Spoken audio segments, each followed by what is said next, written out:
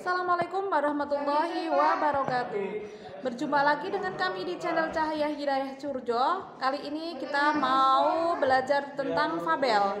Simak terus video kami, jangan lupa like, komen, dan subscribe serta share video kami dan dukung terus supaya kami lebih semangat. Jangan lupa pencet juga tombol notifikasinya supaya tidak ketinggalan. Apakah yang disebut fabel?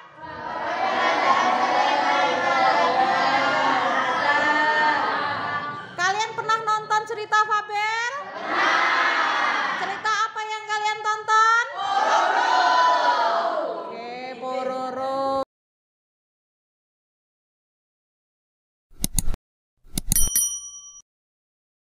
Mengenal ciri fabel.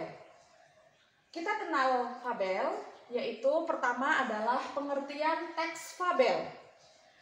Teks fabel yaitu teks yang bersifat fiktif naratif, yakni cerita tersebut merupakan cerita khayalan atau cerita rekaan yang mana dalam kehidupan sehari-harinya belum tentu ada, atau cerita tersebut hanya hasil karangan sang pengarang saja.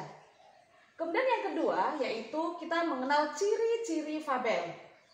Ciri-ciri fabel yang pertama adalah tokoh. Tokoh dalam fabel adalah binatang. Kemudian yang kedua adalah kita mengenal tema. Tema fabel itu berhubungan dengan sosial, yakni meskipun tokoh itu tokohnya binatang, kehidupannya adalah seperti layaknya manusia. Dia seperti manusia, makan, minum, berbicara, dan lain sebagainya. Kemudian watak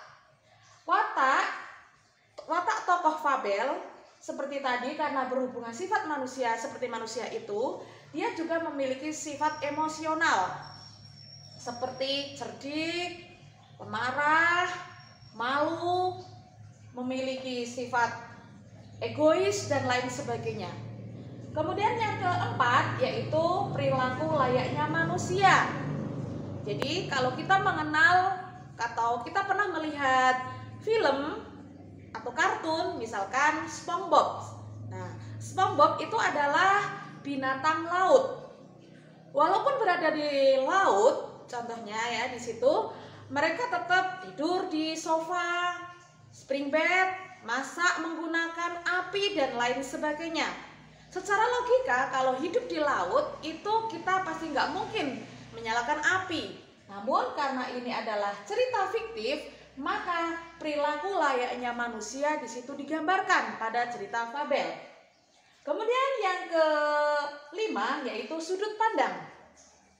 Sudut pandang dalam fabel yaitu menggunakan sudut pandang orang ketiga atau diaan. Nah, ciri-cirinya adalah menyebutkan nama si tokoh tersebut. Misalnya, Patrick memanggil SpongeBob, "Hai SpongeBob, hai Patrick," dan lain sebagainya. Kemudian yang selanjutnya adalah menggunakan alur. Nah, alur dalam cerita fabel yaitu menggunakan alur maju. Alurnya adalah urut dari awal sampai akhir. Kemudian konflik.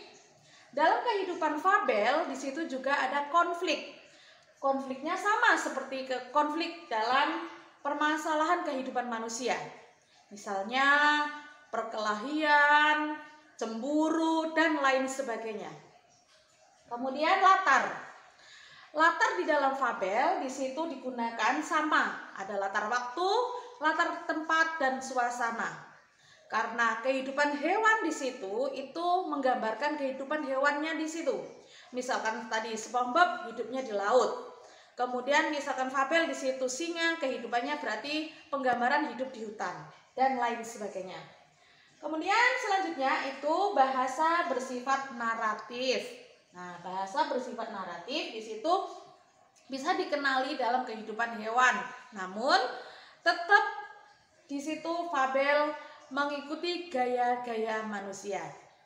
Dan yang terakhir dalam ciri-ciri fabel mengandung amanat atau pesan moral. Nah, pesan moral yang disampaikan karena bersifat sosial tadi itu penggambaran kehidupan manusia. Apa dalam cerita tersebut? Yang ketiga, kita mengenal jenis-jenis fabel. Jenis-jenis fabel di situ dilihat dari watak dan kemunculan pesan. Dari watak, ya dilihat dari watak maksudnya adalah fabel dibagi menjadi dua macam, yakni fabel alami dan yang kedua fabel adaptasi.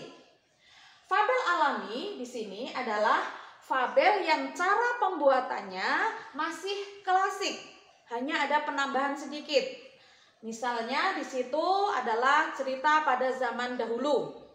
Nah, pada cerita pada zaman dahulu itu ceritanya masih alami, kehidupannya di hutan, sifatnya juga seperti mana layaknya binatang, singa, buas, ular itu suka menggigit dan lain sebagainya.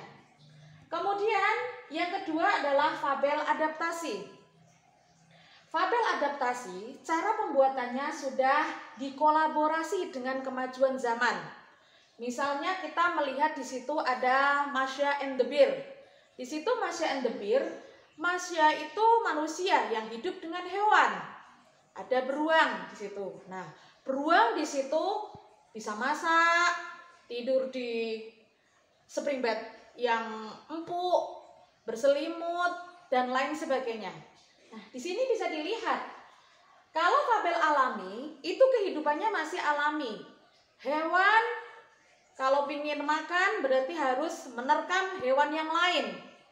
Itu. Kemudian fabel adaptasi, kalau hewan di situ bisa melakukan aktivitas layaknya manusia. Masak, mandi, gosok gigi, tidur dan lain sebagainya. Kemudian dilihat dari kemunculan pesan, fabel juga dibagi menjadi dua macam, yakni fabel dengan koda dan fabel tanpa koda. Koda di situ adalah pesan moral pada sebuah fabel. Nah, fabel dengan koda adalah fabel yang setelah akhir ceritanya selesai, kodanya muncul, yakni pesan dalam cerita ini adalah bla bla bla bla, di situ tertulis. Sedangkan fabel tanpa koda adalah fabel yang pesannya tidak dimunculkan dalam cerita tersebut oleh sang pengarang. Namun kita bisa melihat sendiri. Apa yang disebut dengan fabel?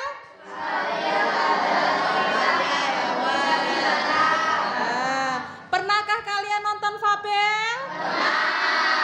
Misalnya apa? Pororo, apa lagi? Pada zaman dahulu, si kancil. Ultraman itu apa fabel? Ayo. Tadi fabel itu adalah tokoh yang iya, tokohnya binatang. Kalau Ultraman itu binatang apa tidak? Tidak kan? Oke, Pororo. Coba tokoh Pororo itu siapa saja di dalamnya? Pororo. Ya. Ya. Tokoh Pororo siapa saja? Tadi ayo ulangi. Pororo. Iya. Terus? Ya.